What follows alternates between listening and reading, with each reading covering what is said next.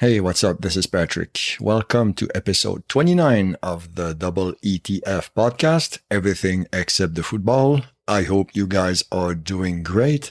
So today we are doing something a little different. I know that last episode was the same thing, something different, a marathon special. But okay, so this time I recorded this in Berlin. I've been back for about a week. A while ago, I read something about a shop owner who was specialized in a very specific aspect of arts. To be more precise, paintings, a part of paintings, if you want. I don't want to give it away right now. And I was intrigued, and I decided that I would like to talk to that man. Something about what he did fascinated me. And so I went to that store and, knocked on the door, introduced myself. I was a complete no-name with a podcast back 6,000 kilometers away. And the man, his name is Olaf Lemke. He was super nice about it, very gracious. We talked for about 20 minutes in his shop. I didn't want to take too much of his time, so I didn't go through the quick and quirky questions or none of that nonsense. But it was a very interesting conversation. And on this one, I'm gonna need you guys to work with me a little bit because there is a strong visual component to this episode. I will post a couple of pictures on Instagram on the EETF Pod account. And that should help you guys paint a more complete mental picture of the situation and the on the topic, if you like. Also, there was an article in German from a local newspaper. I ran it through Google Translate because otherwise it would take me weeks to do a good job of it. And I gave it a quick look afterwards, and I'll probably make it available on Google Docs somewhere because it gives a more complete portrayal of Herr Lemke and what he does and how he got there. It is a very interesting read, honestly. And I tried to clean up the audio as much as I could. It turned out okay, but the last minute is a bit shaky because we were moving inside his shop. It should be all right, though. I hope that doesn't stop you from listening and enjoying the conversation. Also, I am not a professional interviewer, and I had to, not going to say improvise, but I had to think of questions on the spot. And there were many things that I didn't know at all. And, maybe I could have done more with the interview. I'm not going to deny that, but given the circumstances and the visual support that I mentioned on Instagram and the Google Doc that I also mentioned, I like to think that it should give you a good idea of the man and what he does. And Herr Lemke was super gracious, very generous with his time, and very friendly, and I appreciate that. All right, so I hope you enjoy. And also, if you want to drop us a line, I mentioned Instagram. You can reach us EETF Pod over there. Same thing on Twitter, EETF Pod still. Gmail, EETFpodcast@gmail.com. You want to contribute to the show financially, you would be more than welcome. You would join the Awesome Club. You could join Carly, Kevin, Josh, Nick, and Bags. Carly again, Hector, Tom, Tony Greathouse, and we have a new member. RJ walked in with his BDE, big donation energy, and gave us a very nice contribution, very appreciated. So I think that's it. Let me know what you think of this episode. I know it's completely different from everything else I've done before. I hope you guys appreciate. I know it's far from perfect, but any constructive criticism is welcome. Without further ado, here is my conversation with Herr Olaf Lemke from Berlin, and we will talk again soon. Thanks.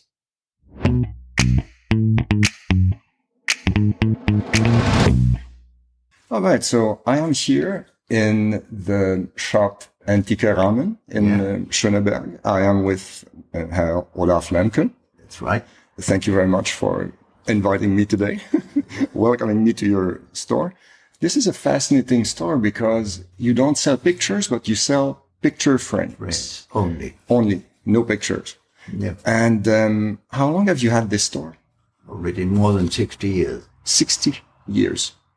And what led you into this kind of business? Were you working in art before? I'm handcraft worker, a gilder. Okay. I start 3 years to learn a gilder.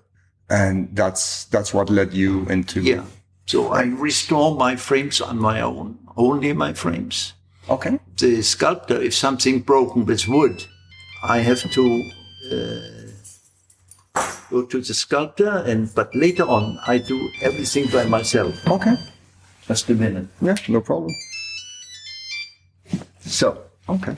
How many frames do you have here total? Well, in the moment I got about 1,500, starting in the 15th century until the middle of the 19th century. Okay, you don't have anything more recent? Like, do you have, for example, frames from 50 years ago, 1950, for example? No. Okay. Schinkel is the border, Schinkel died 1845. And later on, it's Historismus. It means always with heavy frames, but it was Baroque, Rococo, altogether the mixture. Mm-hmm. But I stopped the frame buying middle of 19th century. Okay. How does it work usually? People come here and they look at frames and they have a picture in mind and they...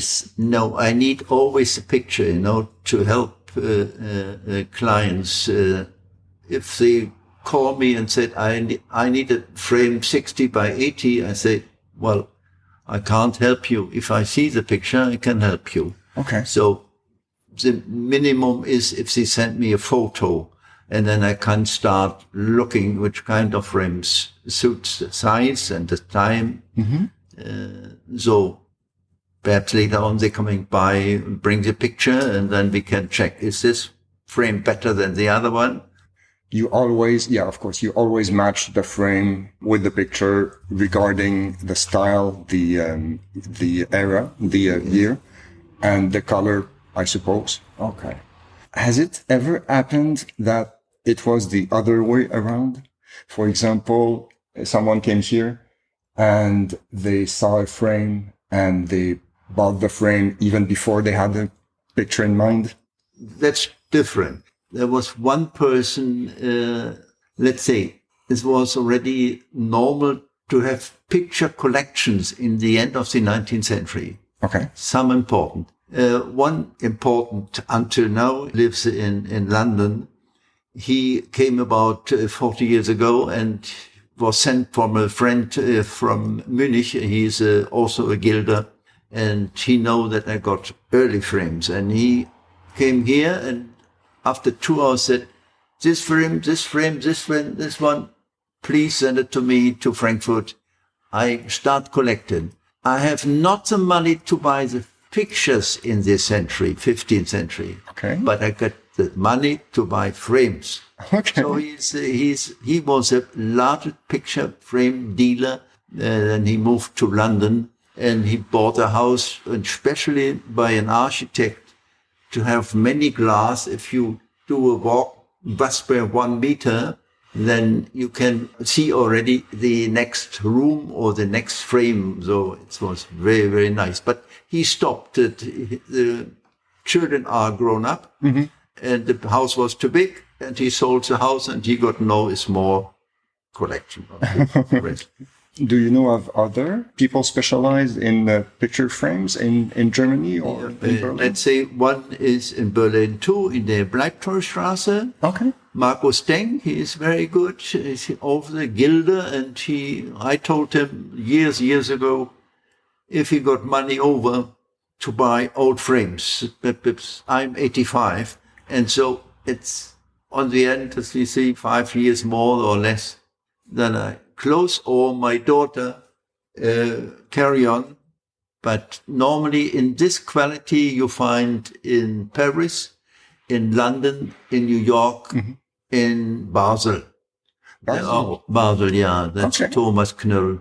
It's only 6, so important. That's to say, he got about, in London, colleagues got 2,000, 3,000, 4,000 picture frames. Okay. And do you often talk to art galleries or museums? Sometimes museums, but the problem is they have no money, and so it's very difficult. Normally, I got 99% private collections. Okay. Yeah, I guess it makes sense.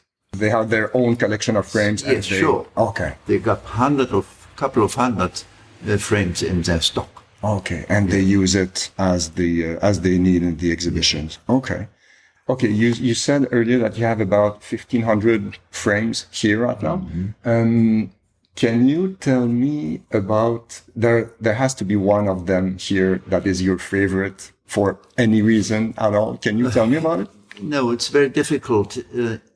Well, early ones are sometimes your favorite, but every century got favorite things, especially Berlin in the 18th century, middle of 18th century, by Frederick II. You see, if I see the frame, I can say that's Berlin, that's Munich, that's Dresden, because they are very, very strong designers of the translation of the Rococo, or let's say classic. Schinkel made many drawings of frames. Okay. In the early 19th century. So here right now, you don't have any favorite? No, it's difficult to say. I love 18th century, especially Munich or Berlin, and then Rome, but it's difficult. I love them all. It doesn't matter which century. Okay, that's all right. So is there one specific detail that interests you the most in a frame usually? For example, what is the first thing that you notice? You look at the frame, you notice like the year or the style? Well, except on the profile, which century the frame is immediately. Later on, you check which country. Then from a country is quite big, everyone, let's say France or Italy, then you find out which part of the country. Okay. Let's say Italy, Rome, Bologna, Venetian, or so. And right now, would you say that you find out the most information at a frame just by looking at it, or do you have to look into do some research, books? Sometimes, sure. Okay. If I don't find out, I got about 60 books about frames. Okay. Let's say they start the late 19th century, but many colleagues in London especially did many books about frames. Sometimes I check through and say, could be this one or could be, but the wood, how it's been made. And it's very easily to find out which country it's. That's easy. Okay. But especially if you see the different wood from different countries, let's say oak in France or light wood in Italy, especially Venetian. And can you tell me if there is one type of wood that makes the best frames? No, I think the important thing is what's coming up the wood, on top of the wood.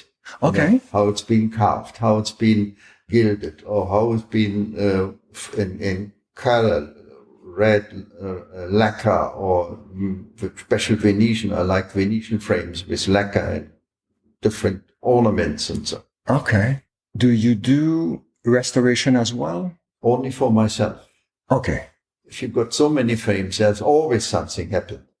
Or it's been, especially in the, let's say, start of frame 16th century. In the 17th century, they took black on top, or green, they like the green frame. So I take them all off until the bottom, the original, doesn't matter, is destroyed or not. If you see that's the Venetian frame there on the big one, he is destroyed by a painter, I think, because he wanted to have a frame without any gilding, and he took a brush with water and washed it up. And that's the end. But I never restore or re-gild. I leave it like it is, destroyed by somebody stupid. But anyway, Okay. and I leave it and I wait bis a picture comes and it needs this destroyed thing, especially if you think on the Picasso, Spinotto, or the Kirchen or Nolde or so. So I use frames like this for this new, let's say, 20th century painters. And have you been interested in other things related to this? For example, like maybe restoration of other types of works of art, like maybe sculptures or... No. I'm collecting sculptures, but only the beginning of a sculpture. If an artist get an order to, let's say, 18th century, to have an idea about, or he gets the idea, let's say, from the church or so. He wants Christ or something. And he starts with tone modelizing. Tone is clay. You see every fingerprints. That kind of art I like very much collecting a little bit. Okay. It's called bozzetti. The Italian word. Bozzetti is a word for the beginning of an artist if he starts in tone, or can be in wood too. And have you been interested in painting yourself? No. At some point? Somebody painted me. Oh. I'm not painting. No. Okay. And yeah, okay. So I guess these frames are all for painting, but what if someone came here and asked you, she was looking for a frame for photography? That's very difficult because some clients coming with very, very expensive photography, but the photography is so exact, and the frames 17, 18, it's handcraft work. It just suits together. That's true. I send them always to colleagues to have an idea. Let's say he needs ideas to frame a photo. Okay. So you mentioned your daughter. She will take over the shop in a few years when you're ready to retire. At least you have someone to, My daughter, yes. keep your work. She's the designer and she has very good taste, but it's different with working with handcraft and design. But perhaps this works. Yeah, I mean, it's nice to have someone to continue your work at least. Sure. That's good. All right. Well, I mean, I have one last question. Over time, what is the most important thing that you learned about the profession of, keeping? You can start with different ways. I start with handcraft working, but I got colleagues in London. They have a fantastic school in Cambridge, and they start from the top. So I start from the bottom. If I talk with art historians, normally we are the same age, I said, you got something in your head which I don't know, but you got something not in your head, which means it's my stomach. I come from the bottom. I explain you this can't be only this. And perhaps you said me that no, it can't be. So two different things, art historians, and I start always fighting and talking and...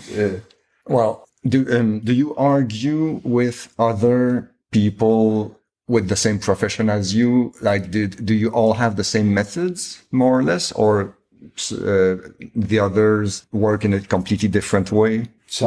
We work different, sure. Different ideas, especially if you get Picasso, Schmidt-Rottluff, Nolde or something, that's different. I'm very specialized to frame this kind of painters.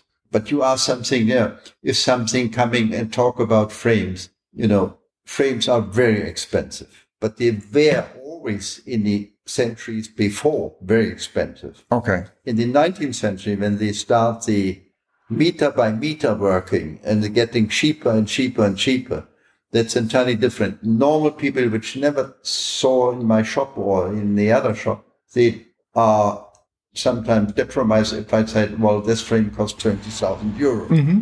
And then he said, how is this possible? And I explain. If somebody asks me, I explain why this frame is so important. And one of the centuries, doesn't matter, Italy, Germany, or France, or Spain.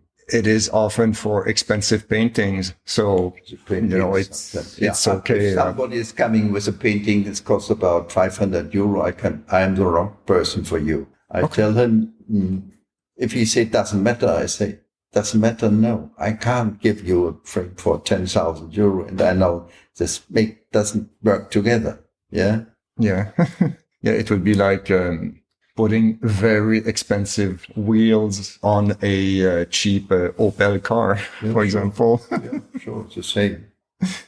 All right. So that was my questions. Yeah. I thank you for your time. It's all right. I give you something. Is it okay if I take a few photos? Well, you mentioned that someone did a portrait of you. When is that from? It's just 15 years ago. 15 years ago. Okay. My card, and he looked at me. I spent years in London, like 57 until 1959. Okay. And he escaped the Nazis in 1938 and moved to London, and was the best firm in Berlin and the best firm in Britain. Wow. I spent there 3 years. It was very, very important for me.